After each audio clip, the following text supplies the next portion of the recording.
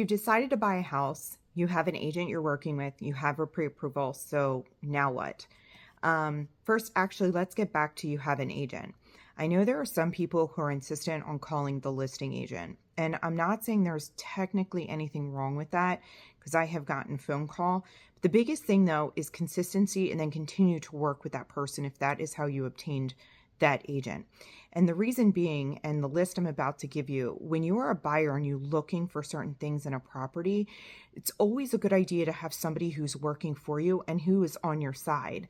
And the only way that you can do that is if you do have a designated buyer agent. Now, when I'm a buyer agent, I know what my buyers are looking for. So if I see an email come out from maybe an agent in the office that's saying they have this listing that's coming on the market, I can actually get back to this buyer. But if that buyer isn't exclusive to me, chances are they may be missing out on some off market properties. And so that's why it's so beneficial to actually get a buyer's agent right from the beginning. And they're going to ask you things that you're looking for. And I do have a list so I don't miss anything. So if I'm looking down, that's why.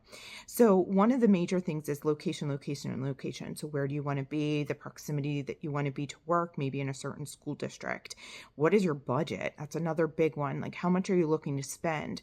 So you want to do this in two ways. You want to tell them what your budget is and what you want your payment to be, because you may be surprised if taxes are lower in certain areas. You may actually then qualify for a little bit more, and then HOA fees come into that.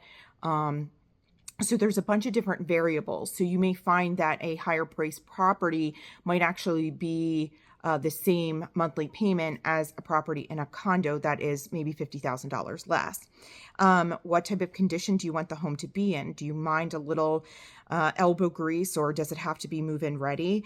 The number of bedrooms and bathrooms, obviously. And features. Do you want a garage? Do you want a basement? What about that lot size that you're looking for? And then also tell them your